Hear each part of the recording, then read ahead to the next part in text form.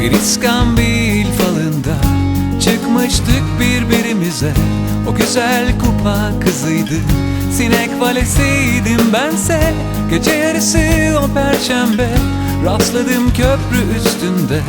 Ağlama dediğim o ağladı trabzanlardan indiğinde. Saçların mı ıslak yoksa ıslak mı yaşamak dedim. Senin için rüzgarda hep yağmur mu var? Gözlerin mi daldı yoksa sıkıldın mı sorulardan? Hiç geçmez mi gözlerinden bu sonbahar? Bir kar tanesi yol kondilimin ucuna.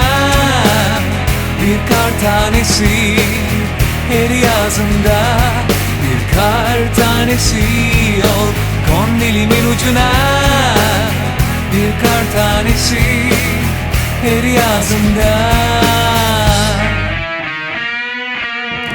Sırılsıklamdı, soyundu, vücuduma dokundu. Biraz pürüzlü tenimde yaşam hücrelerimi buldum. Mutluydum, o uyudu, sarıldım sayıklarken. Tanımadığım o adları yanımda çırılçıplak. Saçların mı ıslak yoksa ıslak mı yaşamak dedim. Senin için rüzgardan hep yağmur mu var? Gözlerin mi daldı yoksa sıkıldın mı sorulardan?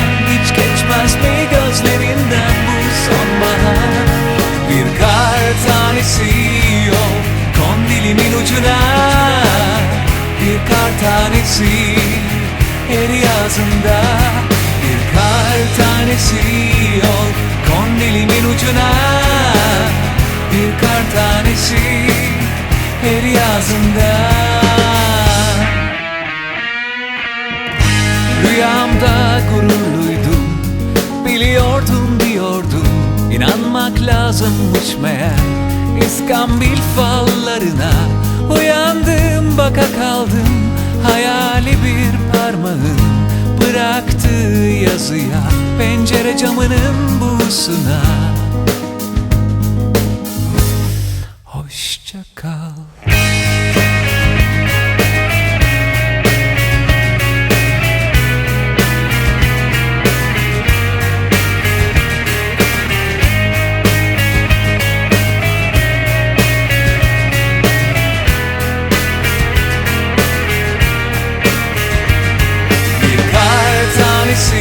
Yol kondilimin ucuna.